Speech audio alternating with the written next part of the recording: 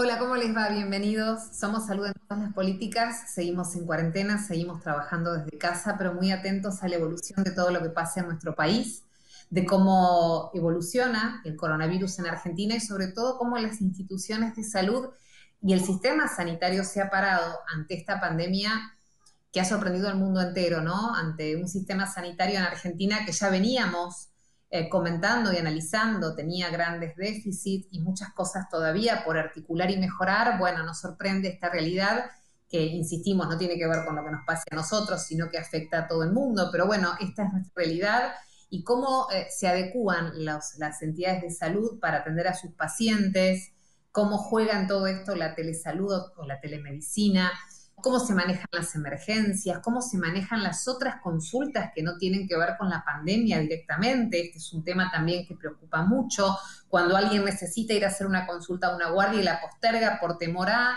y después el daño es mucho mayor. Para poder tratar de entender internamente cómo funciona todo esto y también informarnos como usuarios, como ciudadanos y como pacientes, quiero saludar al doctor Gabriel Barbagalo. Siempre es un placer conversar con él. Gabriel, ¿cómo va? Buenas tardes. Hola Milva, buenas tardes. Sí, el placer es mutuo y bueno, como siempre te agradezco esta invitación. A vos, vamos a recordar que Gabriel es gerente de Relaciones Institucionales y RCE de OSDE, alguien con el que solemos conversar mucho y pensar acerca de todos estos temas, porque bueno, hay un compromiso además personal, ¿no? Más allá de su rol dentro de lo que es la empresa, ¿no? Gabriel, qué tiempo, ¿no? Qué tiempo ninguno de nosotros en la realidad que nos toca, en nuestro trabajo, pensamos que íbamos a protagonizar de alguna manera este tiempo, ser testigos de algo así, ¿no? Estamos día a día aprendiendo y parándonos ante lo nuevo, permanentemente. Sí, tal cual. La verdad que cuando terminamos el año 2019, jamás nos imaginamos que 2 meses después, 3 meses después, estábamos en medio de este fenómeno mundial, ¿no? Que creo que es lo Sí. distinto. Es una crisis que en todo el mundo se está viviendo de la misma manera y que genera realmente cambios muy profundos y cambios que la mayoría de ellos llegaron para quedarse seguramente, ¿no? Que tiene que ver con la forma Sí. de trabajo, que tiene que ver con la relación con los clientes, con los prestadores, con el Estado. Bueno, todos esos cambios que uno generalmente en una empresa lo piensa hacerlo de manera gradual en 2 o 3 años y terminaste haciéndolo en 2 semanas. Y me parece que eso es Eso, lo. eso es lo impactante. Eso es lo impactante, Gabriel, porque no hay manera, o sea, la pregunta de ¿estaban preparados para una crisis así? Y la verdad que no, porque no sabíamos que esto iba a pasar en todo el mundo. Ahora, ¿para qué uno está preparado? A lo mejor para cambios progresivos, que es lo que acabas de decir. Pero para meter primera, segunda, tercera, cuarta y quinta en 2 semanas, ¿no? Lo que por ahí se proyectaba a lo largo del tiempo, debe ser de mucho impacto internamente. Sí, sí, yo creo que también tiene que ver con las culturas de las empresas. Las empresas de salud en la Argentina, especialmente las privadas, tienen muchos años. Los hospitales de comunidad tienen 150 años, 170 cumplió el británico. Nosotros, como Ujú. entidades financiadoras de la salud, estamos por cumplir 50 años. Todas las entidades privadas, sacando, bueno, las que conocemos de los últimos 15, 20 años, pero todas tienen mucha historia de una forma determinada de relacionarse con sus pacientes y sus clientes que tuvieron que tener que generar cambios obligados. Y como te decía antes, el tema de la pandemia es todavía mucho más complicado que cuando ocurre una guerra, incluso con las guerras mundiales. Las guerras se llevaban a cabo en Europa, en una parte de África, en una parte de Asia, pero el resto del mundo podía seguir trabajando y produciendo. Hoy por hoy no hay lugar en el mundo donde no haya una persona hablando como vos y yo ahora a través de un sistema virtual porque está en cuarentena. Es Ujú. impensado, hasta en la última gran pandemia, que puede ser la española, que tomó, digamos, varios continentes, la posibilidad de comunicación era tan baja que cuando llegaba a un lado posiblemente ya estaba mitigándose en otro. Hoy estar casi online, incluso con la pandemia, hace una circunstancia totalmente inédita. Sin dudas. ¿Y cómo se hace, Gabriel, esto internamente, una empresa de salud, ¿no? ¿Cómo se reorganiza para poder tener la reacción adecuada, los recursos adecuados, la capacitación y cuidado con su, primero que nada, con su personal médico y de salud? y todo el personal que hace el sistema sanitario para responder a los pacientes y para responder también a otras patologías que siguen sucediendo, ¿no? Y que Ujú. naturalmente hasta esto de que la gente tiene miedo de ir al médico o a una guardia por temor a un contagio y resulta que después pasa un tema del corazón que llega tarde, una apendicitis, una ACV, ¿no? Cosas que realmente son complejas. Mira, lo primero que tenés que hacer es evaluar cuál es la respuesta hacia tus diferentes públicos. Nosotros como OSDE tenemos diferentes públicos. El primero es el de los propios colaboradores. Nosotros tenemos Ujú. 7.000 colaboradores, de los cuales hoy 4.000 están trabajando desde su domicilio. Y aparte con presencia en todo el país, ¿no? Entonces que de repente, Claro, fuera de toda, digamos, a contramano de lo que era la cultura de atención y cercanía y empatía con los afiliados, tener que trabajar desde el domicilio requirió primero de una gran colaboración de los empleados, ¿no? Hoy por hoy tenés que ujú, no solamente organizar la tarea desde su domicilio, sino dotarlos de tecnología. Ese fue el primer gran paso. claro, Estamos hablando de más de claro, 4.000 personas trabajando desde su domicilio. Después todo lo que es la gestión del afiliado, o sea, todo lo que era gestión presencial, ir llevándola a la gestión virtual, credencial ujú, digital, cosas que ya ocurrían, pero que ahora la realidad te obligaron a adoptarla. El claro, uso de la credencial digital, el uso de todos los trámites online, los turnos con un sistema de turnos online. Por ejemplo, el sistema de turnos online creció un 150%. El uso de la credencial claro, digital creció más de un 300%. Eso es respecto de los afiliados. O sea, los afiliados darle eh, eh, una forma de poder seguir con su atención, la atención médica, sin que esto implique asumir distintos riesgos relacionados a la pandemia. Pero como vos decías, claro, también existe el riesgo de desatender los otros problemas.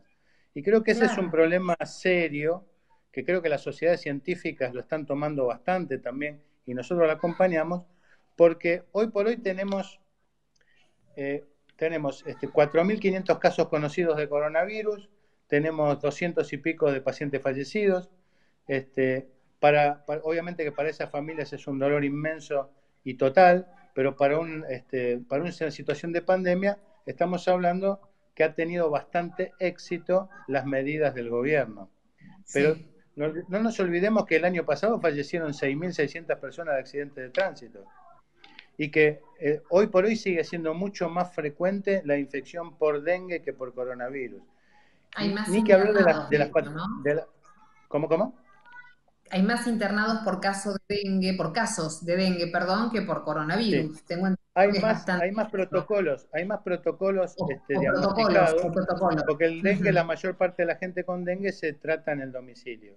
Claro, sí, me Pero expresé mal, me refería a eso, exacto. hay más casos de dengue confirmados que de coronavirus, ¿no es cierto? Y de Tal cual. seguimientos y protocolos también. Lo que pasa es que el dengue es un problema local, tiene otro abordaje, tiene más que ver con un vector como el mosquito, y el otro tiene más que ver con un contagio que se llama contagio a través de una gota Tal por cual. lo cual el contagio es mucho más rápido.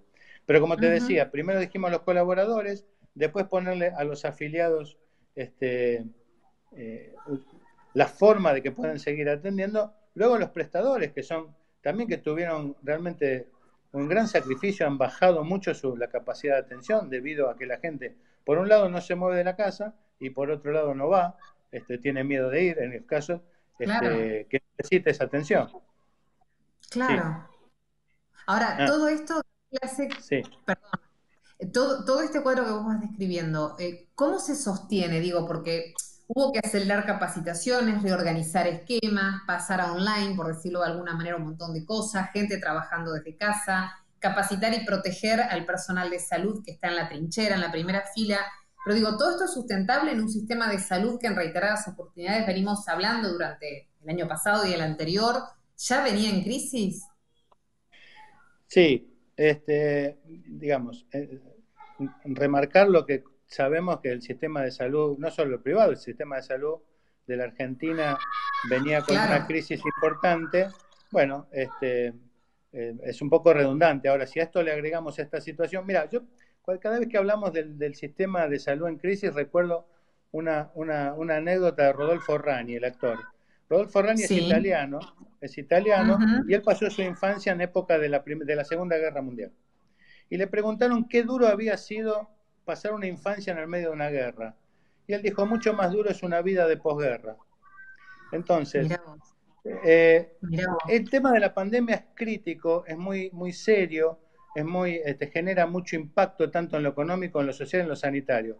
Pero ojo con los efectos de la pospandemia, que ahí es donde vamos a Ujú. tener que ver cuáles son realmente los efectos que va a causar en un sistema sanitario que, como vos bien decías, venía en crisis y cómo va a quedar después de esto.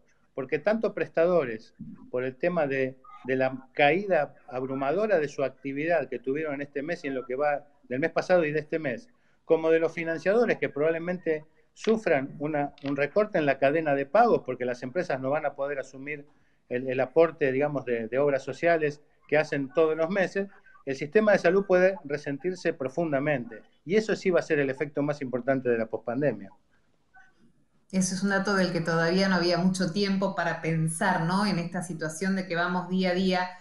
Pero es cierto, no va a ser solamente esta cuarentena, esta pandemia, es lo que va a quedar después. Va a ser seguramente, Gabriel, un antes y un después en la historia de todos, ¿no? Más allá de lo personal, lo va a hacer como sociedad, lo va a hacer en cuestiones económicas, en cuestiones de salud también, de costumbres, como vos también decías, que hemos adoptado para vivir de otra manera, ¿no? Mira, yo creo que sí, yo creo que fundamentalmente y hay muchas cosas que vinieron sin estar programadas para quedarse. Yo creo que el Ujú. trabajo desde el domicilio va a ser uno. Yo creo que tampoco hay que endiosar las cosas. Esto tiene que ver también no solo con el home office, sino también con la telemedicina. Vos sabés que yo soy un profundo defensor de la telemedicina, que presido Sí, una asociación. Este, pero tampoco creer que todo ahora se va a resolver desde la telemedicina, porque si no vamos a caer, vamos a salir de una exageración para pasar a otra. Ni antes claro, era, ni antes era una actividad poco ética, ni ahora es la solución de todos los problemas. Porque si no parece que la telemedicina es pasar un mensaje a través de las aplicaciones que tenemos en los teléfonos y la telemedicina es mucho más que eso. Lo mismo pasa que el claro. home office. El home office es una muy buena herramienta que es mucho más, optimiza mucho los recursos, se pueden mejorar la administración de los tiempos de la gente, pero tampoco todo se puede hacer desde el domicilio. Me parece que No, sin duda. eh, la velocidad con que se implantó esto nos llevó a tomar medidas que son de emergencia, pero que también el tiempo nos va a permitir analizar las cuales de ellas son las que tenemos que seguir manteniendo en el tiempo. Hay muchas cosas, hay muchos elementos que la crisis nos puso, nos interpeló. Uno que tiene que ver con algo que también alguna vez estuvimos charlando, que tiene con violencia de género.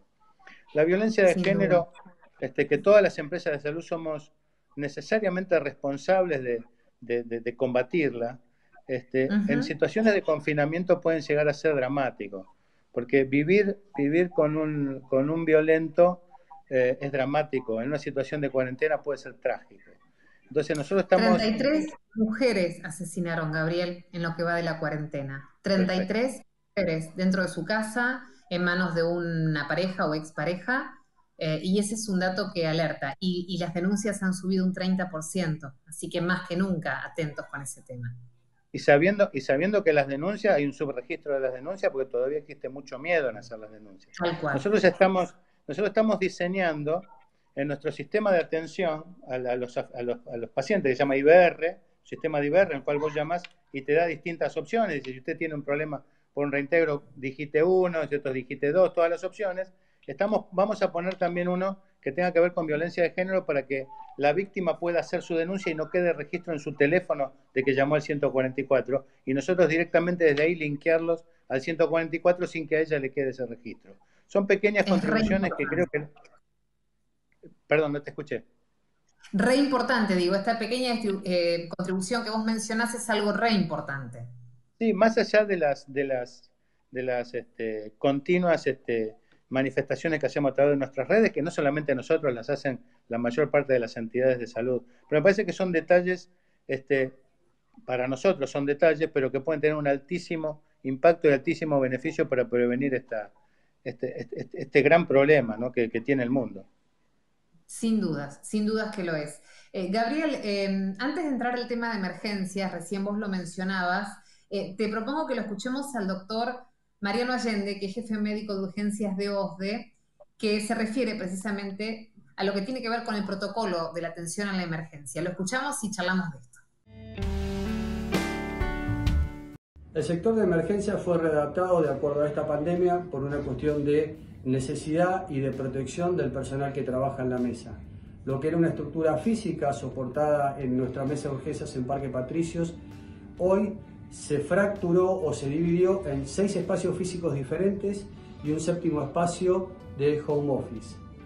Todo esto lleva a que el personal es cuidado, manteniendo una distancia de contacto que sea mayor a 2 metros, no compartiendo espacios comunes, no permitiendo el ascenso de 2 personas a la vez en el ascensor, como ingreso a la cocina, ingreso al baño, maximizando todo lo que tiene que ver con la limpieza de las superficies, lavado de manos, utilización de máscara facial o barbijo y todo lo que tiene que ver con la prevención de una enfermedad transmitida por gota como es el coronavirus. Recibimos llamadas muy variadas, desde un síntoma leve hasta un síntoma grave, y de acuerdo a lo que el operador codifique en su triage es el recurso que se envía. Claramente lo que ha llevado hoy a la atención prehospitalaria como la que hacemos nosotros frente a la pandemia es la utilización de la herramienta digital, y esto la llamamos nosotros consulta médica online. Es decir, que el operador, una vez realizado la codificación o el triage, si considera que ese afiliado aplica para realizar la consulta médica online, es pasada a una sala, a un consultorio virtual donde es atendida por un médico, y el médico, a través de una videollamada, decide qué conducta tomar frente a la consulta que está teniendo en ese momento. Clarísimo, el doctor Allende. Gabriel, qué complejo, ¿no? Porque ustedes tienen la obligación y el compromiso de cuidar, curar, prevenir al paciente, a la gente, y al mismo tiempo, primero que nada, cuidar a su propia gente, desde la que recibe un llamado telefónico hasta los médicos que están intentando hacer un test de coronavirus o tratando a un paciente enfermo. Qué responsabilidad grande, ¿no? Y qué necesidad de ser muy certeros con las decisiones que tomen. Mira, tan es así lo que vos decís, que porque nosotros no solo tenemos que resguardar a nuestros colaboradores, que de hecho lo hacemos, tenemos que organizar sistemas de tercios, tener preparados sistemas de tercios por si hay un caso en uno de esos grupos, tener que aislar a ese grupo completo y el resto de la actividad pueda seguir haciéndose. Pero también tenemos que ser muy responsables desde el punto de vista epidemiológico. Cuando apareció el tema que se empezaba a abrir la atención de odontología o de algunas nuevas, de otras especialidades, nosotros tenemos que asumir también la responsabilidad, que si nosotros atendemos cosas que no son impostergables, o sea, nosotros dijimos que íbamos a atender todo aquello que fuera impostergable, no solo urgente, sino impostergable, porque la movilidad de gente y la utilización de los equipos de protección, hablo de los camisolines, barbijos, etcétera, etcétera, es un recurso tan crítico que nosotros no podemos ser responsables de que en 2 semanas se acaben. Entonces, por un lado, si nosotros favorecemos que la gente se movilice, salga, vaya al consultorio, vuelva, el médico entre al domicilio, salga, estamos dándole al virus lo único que el virus necesita, que es un vehículo. Este virus no vuela, el virus no nada, el virus vino en avión siempre dentro de una persona, llegó a nuestro país de esa manera, no vino volando ni nadando, necesita de otra persona para contagiar a la próxima. Entonces, si nosotros disminuimos la circulación de gente, es probable que estemos favoreciendo a que esto no se propague. Y por otro lado, si cubrimos o, digamos, le damos lugar solamente a aquello que sea impostergable, estamos haciendo un ahorro de todo aquel equipo de protección personal que hoy es un recurso crítico. De ahí también van las responsabilidades de las empresas, ¿no? Sin dudas. Gabriel, ¿cómo hace el paciente o el afiliado que hoy necesita hacer una consulta porque tiene una situación preocupante que no tiene que ver con el COVID, o una situación pediátrica con alguno de los chicos, que uno lo primero que haría es ir hasta una guardia pediátrica de alguno de los centros de atención, y hoy lo pensás, y tampoco sabés si llamar al servicio médico es lo mejor? Entonces, ¿cómo se prevé la atención de otras cuestiones de la salud que tampoco pueden esperar, ¿no? Mira, cuando nosotros, un poco ahí el doctor Allende, quiero reconocer el trabajo, la tarea que están haciendo el equipo de urgencias del doctor Marcelo Camijo, Alejandro Müller y Marcelo Allende, y Mariano Allende, que la verdad que a veces son conmovedores, ahí no hay sábado, domingo, noche ni día, ¿no? Tal Este, cual. la verdad que son los verdaderos, no quiero usar la palabra héroe porque es muy fuerte, son los primeros, los principales soldados de esta batalla. Eh, Ujú. vos me decías, cuando una persona llama a urgencias, lo primero, un poco continuando con lo que decía el doctor Allende, lo primero que hace la mesa operativa, es determinar si esa consulta puede ser resuelta de manera virtual. Lo que él decía, la consulta médica online. Y una vez que eso ocurre, determinar si esto puede ser un protocolo de coronavirus, un protocolo de dengue u otra cosa. Una vez, eso se llama triaje, se hace un triaje que es la clasificación de la llamada. Y si tiene otra cosa, si es una cosa que puede ser resuelta con una videoconsulta o si requiere que un médico vaya a verlo. Si un paciente o una emergencia, si hay que mandar una ambulancia, si tiene un dolor en el pecho o si tiene una cefalea, un dolor de cabeza muy fuerte que no mitiga con los analgésicos comunes. Son ejemplos nada más los que digo. Entonces, cada caso tiene un tratamiento distinto. El paciente febril que entra en protocolo de COVID-19, eso ya se maneja con ese protocolo. El de dengue lo mismo. Y los otros, si se puede resolver de manera virtual, se resuelve. Y si no, se envía lo que sea necesario a su domicilio. Y si hay que internarlo, se interna. No hemos tenido negativa de ningún sanatorio de Buenos Aires y del país a internar un paciente que necesitaba ser internado. De hecho, todos los partos y cesáreas se han realizado. También tenemos que Ujú. reconocer que hay cierto temor de la gente, a veces en consultar o en aceptar que abrirle la puerta a un profesional para que entre a su casa por el miedo a contagiarse. Y es entendible. Pero cuando uno hace las cosas con la debida clasificación y seleccionando específicamente, se pueden resolver sin mayor problema, Milva. Bien, eso es re importante y lleva mucha tranquilidad. Gabriel, ¿están trabajando de manera conjunta con el Ministerio de Salud o con el sector público? ¿Sienten respaldo? Digo, ¿están en condiciones sustentables, por decirlo de alguna manera, de sostener esto que está pasando tan imprevisto? Sí, nosotros desde un primer momento nos pusimos primero a disposición. Este es un problema de la salud pública, entendiendo por salud pública no el hospital público, sino la salud pública como un problema que afecta a toda la población. Y nosotros somos partes de ese engramado de la salud pública.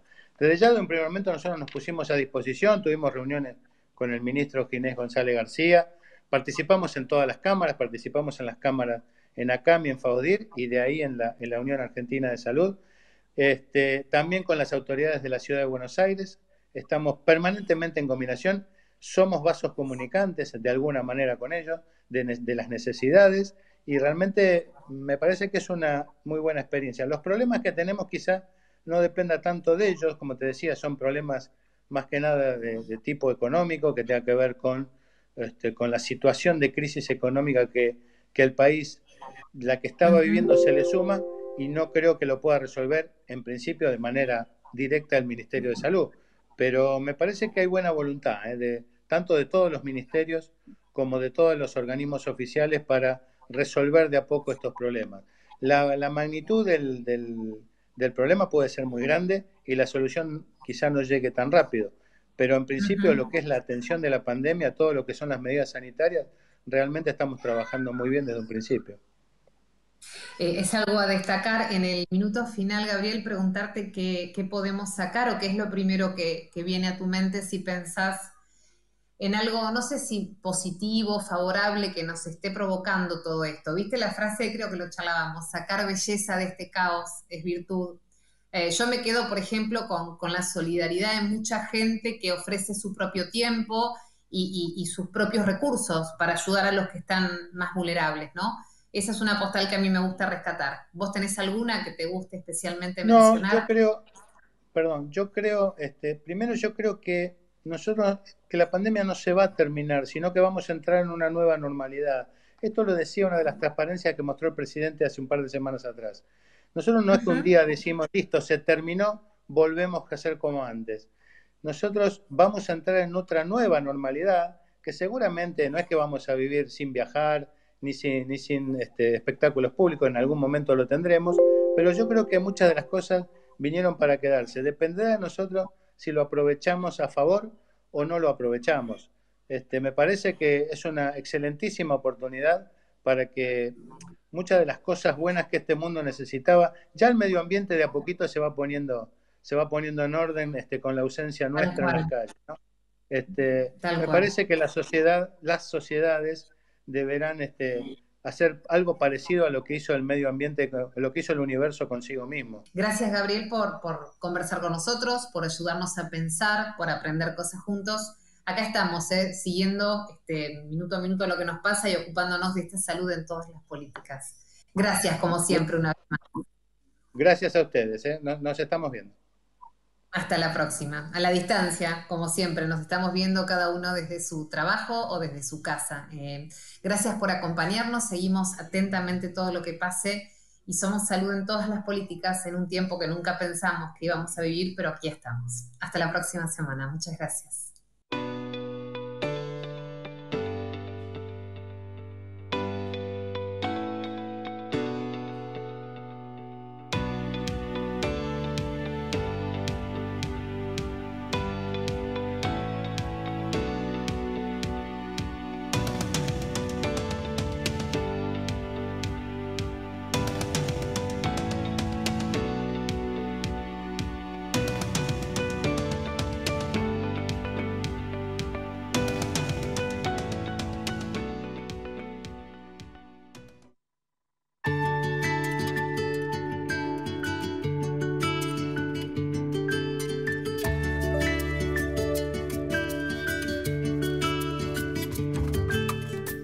ANDAR, Obra Social de Viajantes Vendedores de la República Argentina. Planes de salud para empleados en relación de dependencia, monotributistas y particulares. Solicita un asesor comercial al 0810-345-0184.